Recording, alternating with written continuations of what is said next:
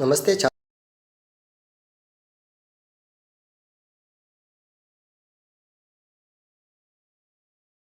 पाठ क्रमांक 10 जिसका नाम है घड़ा धन, यह देखने वाले हैं। तो छात्रों, प्रस्तुत पाठ में अगर आप देखेंगे तो जो घड़ा धन है, इस घड़े धन को किस तरह से पाया जाता है, लेकिन दरअसल वो घड़ा धन कौन सा है, इसके बारे में बताया गया है। लेकिन छात्रों, जीवन में परिश्रम का बड़ा महत्व है, क्योंकि परिश्रम के बिना कुछ भी पाया नहीं जा सकता। इसलिए हमें जीवन में बहुत ही परिश्रम करना पड़ता है। इसलिए श्रम का महत्व बताते हुए यह पाठ हमारे सामने दिया गया है। इसलिए परिश्रम करने से कभी जी नहीं चुराना चाहिए। इस कहानी के द्वारा यही हमें क्या दिया है, संदेश दिया गया है। इसलिए छात्रों, इस पाठ के माध्यम से अगर आप देखेंगे तो श्रम का महत्व बहुत ही महत्वपूर्ण बताया गया है। तो चलो छात्रों, इस घड़ा धन में कौन सी कहानी छुपी है और किस तरह से धन को प्राप्त किया गया है, यह हम देखेंगे।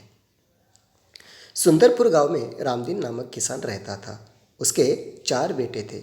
रामदीन स्वयं को तो बहुत परिश्रमी था, पर उसके चारों बेटे बड़े आलसी थे। हर समय इधर उधर बैठकर गप्पे मारा करते थे। रामदीन उनके इस अल्हड़पन से परेशान था। उसे हमेशा बेटों के भविष्य की चिंता सताया करती। वह दिन रात यही सोचा करता कि बेटे अपना पेट कैसे पालेंगे। एक रात वह इन्हीं विचारों में खोया था। तभी उसकी पत्नी ने झिझकते हुए उसे एक उपाय सुझाया।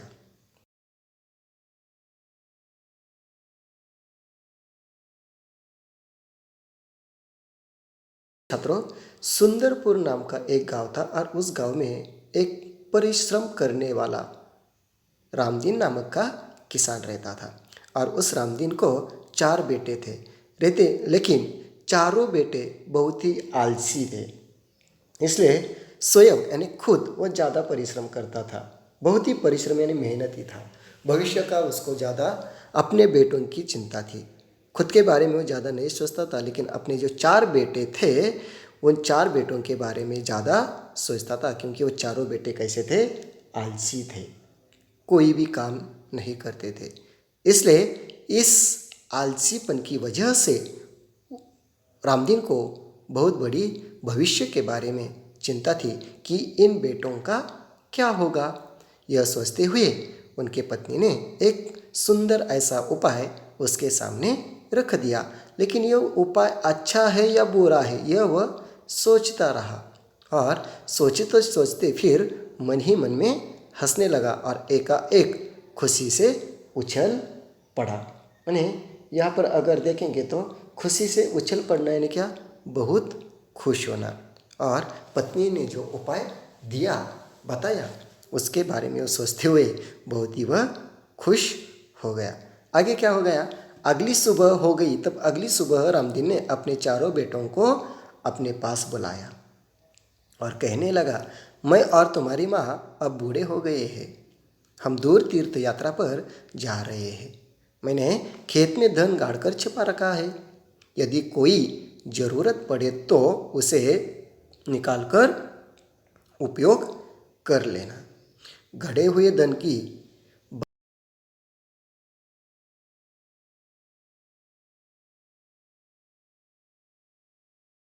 तीर्थ यात्रा जाने के लिए कह दिया।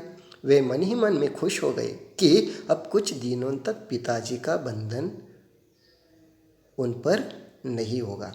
तो छात्र देखिए कि जिस तरह से पत्नी ने जो उपाय बताया और उस उपाय की वजह से, यानी जो तरीका बताया था, उपाय यानी क्या, जो तरीका उन्होंने बताया था, तो उस तरीक़े को लेकर वो खुश हो गए। और दूसरे ही दिन अपने चारों बेटों को अपने पास उसने क्या किया, बुलाया और कहने लगा कि मैं और तुम्हारी माँ कहाँ पर जाने वाले हैं, तीर्थ यात्रा पर जाने वाले हैं। तीर्थ यात्रा यानी क्या, तीर्थ स्थानों में जाने के लिए की गई यात्रा, उसको क्या कहते हैं, तीर्थ यात्रा कहते हैं। क्योंकि वो बूढ़े हो गए थे, इसलिए थोड़ा सा तीर्थ यात्रा पर जाने की कोशिश उन्होंने की, लेकिन जाते समय अपने बेटों के बारे में और बेटों को कहा कि मैंने अपने खेत में बहुत धन गाड़कर छिपा रखा है, यदि कोई ज़रूरत पड़े तो तुम उसे क्या कर सकते हो, निकाल सकते हो।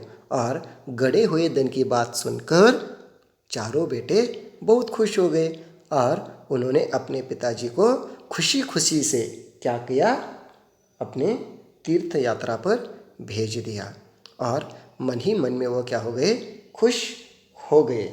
और खुश होने के बाद उन्होंने यह कहा कि अब कुछ दिन के लिए पिताजी तीर्थ यात्रा पर जा रहे हैं, तो उनके बंधनों से अब हम क्या हो गए, थोड़े मुक्त हो गए हैं।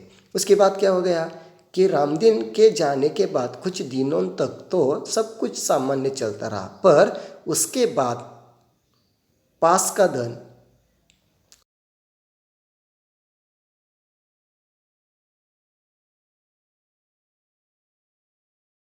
दिन तो ठीक ठाक चलता रहा, क्योंकि घर में अनाज था खाने के लिए और उसके साथ साथ धन भी था। लेकिन रामदीन परिश्रमी था और परिश्रमी होने के कारण घर में कोई चिंता नहीं थी, लेकिन रामदीन ही अब घर से तीर्थ यात्रा पर गया है, तो कुछ दिन तक जितना भी घर में अनाज था वह खत्म होने लगा था, धन भी थोड़ा सा खत्म होने लगा था। इसलिए अब चारों भाइयों को चिंता हुई और उन्हें अपने पिताजी की कही हुई बात याद आ गई। कौन सी? कि मैंने अपने जो जमीन है उस जमीन में क्या किया है, धन छिपाकर रखा है, यानी जो खेत है उस खेत में मैंने धन छिपाकर रखा है। यह बात उनके याद आ गई। जरूरत पड़ने पर खेत में गड़ा धन निकाल लेना। उन्होंने रात के समय खेत की खुदाई का काम आरंभ किया, यानी उन्होंने रात के समय उस गड़े धन को निकालने की कोशिश की और कोशिश करते करते पूरी तरह से वे 2-3 रातें खेत को खोदते रहे, पर कहीं भी उन्हें गड़ा हुआ धन नहीं मिला। रात भर के परिश्रम से वह बहुत थक गए। जब सुबह बहुत निराश और हताश होकर वे चारों अपने घर लौट आ रहे थे, तभी रामदीन के परम मित्र हरिनाथ ने पूछा, तुम सब थके हुए क्यों हो? कारण जानने के बाद हरिनाथ ने उन चारों को सलाह देते हुए कहा, अरे जब पिताजी तीर्थ यात्रा पर चले गए छात्रों, तब चारों बेटों के पास जो धन था घर में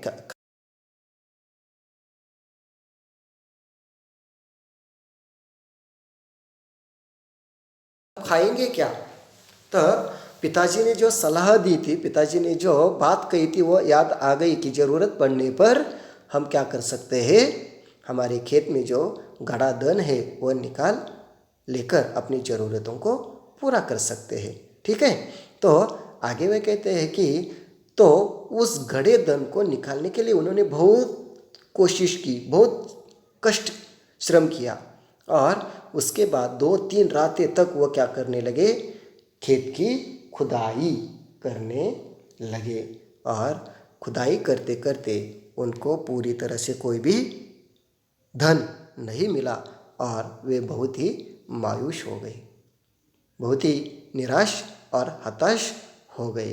और तभी रामदीन के जो परम मित्र हरिनाथ है वह वहाँ पर आए और उन चारों बेटों को यानी भाइयों को कहा कि तुम सब थके हुए क्यों हो?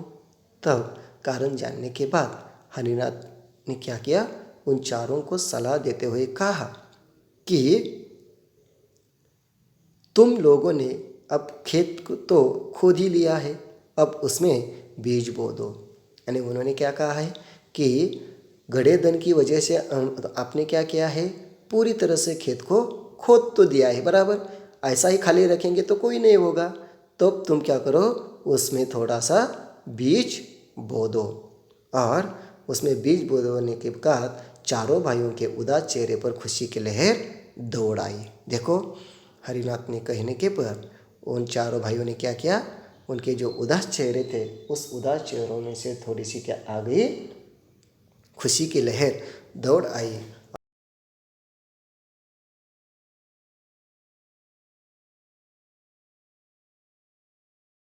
क्या किया? बीज बो दे। खेत में नन्हे नन्हे अंकुर निकल आए। उन चारों के मन में उत्साह जाग गया। वे निराई गुड़ाई करने लगे। यानी जब नन्हे नन्हे अंकुर आते तो उसको पानी की ज़रूरत होती है। वह उन्होंने पानी दिया। पानी देने के बाद वह अच्छी तरह से फसल आ गई। लेकिन उनमें क्या हो गया? जो अनचाहा जो फसल है वह अच्छी तो फसल आ गई है, लेकिन फसल आने के बाद भी जो किसी घटना की वजह से गुड़ाई और निराई करने लगे और मिट्टी खोदकर उन्होंने क्या किया? बुरी बुरी कर दी। और जो निरर्थक घास है, निराई यानी क्या? जो निरर्थक घास है उस घास फूस खोदकर बाहर फेंक दिया और अच्छी फसल जो है वह हरिनाथ काका को कहने पर उन्होंने लाई। और हरिनाथ काका को उन्होंने क्या किया? धन्यवाद देकर वे फसल को बाजार में बेचने के लिए जाने की तैयारी में जुट गए। यानी जुट जाना यानी क्या? किसी काम में लग जाना। तो उसी समय तीर्थ यात्रा से उनके पिताजी रामदीन और उसकी पत्नी लौट आए। माता पिता के आते ही बेटों ने उनके चरण स्पर्श किए। यानी देखो छात्रों, जो माताजी और पिताजी है वह तीर्थ यात्रा से लौट आ गए और लौट आने के बाद चारों बेटों ने क्या किया? माताजी और पिताजी के चरण स्पर्श किए। गाड़ी में लदे अनाज के बारे में देखकर रामदीन ने कहा, अब तुम्हें खेत में गड़े धन का राज समझ में आ गया। तो उन्होंने अपने बेटों से कहा कि अब तुम्हें खेत में जो घड़ा धन मैंने कहा था कि उसको निकालने की ज़रूरत जब पड़ेगी आप वह निकाल सकते हैं। तब आपको पता चला कि घड़े धन का राज समझ में आ गया होगा। चारों ने सिर हिलाकर स्वीकार किया और कहा, हाँ पिताजी, अब हम यह भी समझ गए हैं कि जीवन में परिश्रम के बिना कुछ भी संभव नहीं है। इसलिए छात्रों, जीवन में परिश्रम करना बहुत ही महत्वपूर्ण है। इसलिए परिश्रम से ही धन कमाया जा सकता है। इस तरह से श्रम के महत्व को समझाते हुए घड़ा धन कैसे निकाला जाता है इसके बारे में यहाँ पर हमारे घड़ा धन इस कहानी के माध्यम से परिश्रम का महत्व बताया गया है। धन्यवाद।